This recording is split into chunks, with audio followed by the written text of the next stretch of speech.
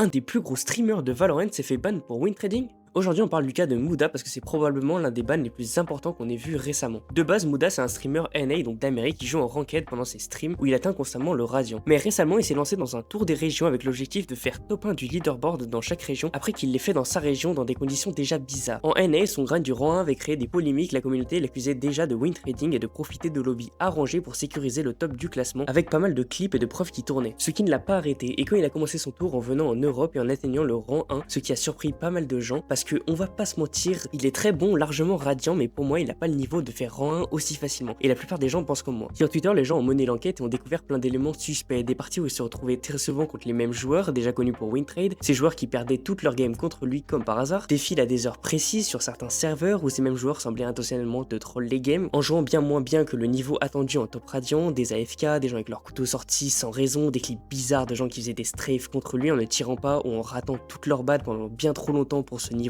Donc au moment où il atteint le rang 1 en Europe, tout le monde crie au win trading, mais sans action de Riot, ça ne peut que rester des accusations sur les réseaux sociaux. Sauf que début janvier, en plein stream, son compte se fait déconnecter avec un message d'erreur indiquant que le compte a violé les règles de Riot et qu'une review a mené à une sanction. Riot n'a pas publié de communiqué public sur lui, mais entre le message de ban et toute l'enquête ainsi que les clips douteux qui tournaient, tout le monde a compris que le ban était lié au win trading et que Riot avait leur preuve que c'était vraiment arrivé. Sauf que 30 jours de ban pour quelque chose comme ça, je sais pas vous, mais moi je trouve ça léger, surtout pour quelqu'un qui a déjà été au centre d'un drama similaire il y a pas si longtemps que ça. Et je pense que s'il était pas un streamer connu, il aurait pris beaucoup plus. Bref, dis-moi en commentaire ce que tu penses de tout ça et de la sanction, et si tu veux rejoindre mon serveur Discord en message épinglé pour participer à des games custom en vidéo ou juste discuter, ça me ferait grave plaisir. Like si t'as aimé et abonne-toi, ça m'aide énormément.